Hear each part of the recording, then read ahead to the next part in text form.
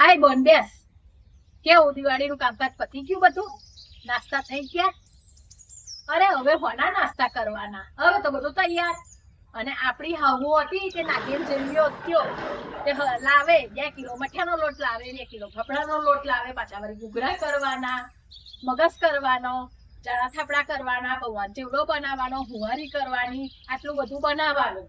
અને પાછો લોટ તો બંધાવે એટલે આપણે આપણી જાતે ખાડી અને આપણા હાથોય દુખી જાય બધા.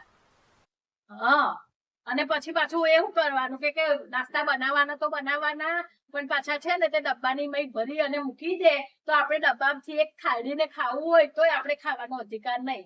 એ કાઢીને આપે તો આપણાથી ખવાય. અને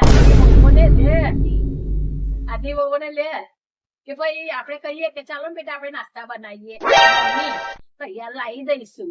આપણે એવું કહીએ કે ના હવે તૈયાર નથી લાવવા, તૈયારમાં મજા ના આવે, તૈયાર સારું ના આવે, આપણા ઘરનું હોય તો ચોખ્ખું હોય. ઘરવાળાને ચડાવે એટલે ઘરવાળા છે ખિસ્સામાંથી રૂપિયા કાઢી ના લે. તારે એ થઈ જાય ને કે ચાલો, પણ ઘરવાળા જ ના પાડે કે ના ઘરનું જ બનાવવાનું છે, આપણે તૈયાર નથી લાવવું, તો પછી કઈ એવી હલવાનો હતો.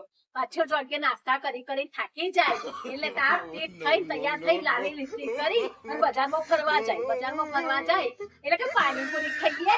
જાણે કે ઘરમાં નાસ્તા બનાવીને થાકી ગયો હોય અને પાછો બજારમાં પાણીપુરી ખાવા જાય. એમનું જીવન એવું જ કે ભાઈ ચાલો બજારનું જ ખાવાનું, ફરવાનું, નરવાનું, આપણા જેવો થોડો લોન લઈને પગ કરવાનું છે. આપણી હાઉઓ તો આપણે ના કરીએ તો આપણને કેટલું બોલે કે તારી માએ હું શીખવાડ્યું છે, તું તારી પિયરમાંથી કશું શીખી નહીં આવી, કેટલું ખબરવું પડે. અને આજની વહુ તો આપણાથી એવું ના બોલાય, એવું બોલીએ તો આપણી પાસે રખોડીઓ કરે. એમને ફરવું જ છે, બસ કશું કરવું જ નહીં. બજાર બધું તૈયાર મળતું થઈ ગયું છે એટલે એમને લે.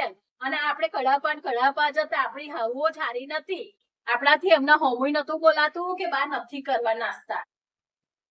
એવું બોલીએ તો કેટલો મોટો આમ બોમ્બ ફૂટે અને ઝઘડા થાય. અને આજની વહુને લે, આજનું કલ્ચર જ એવું છે.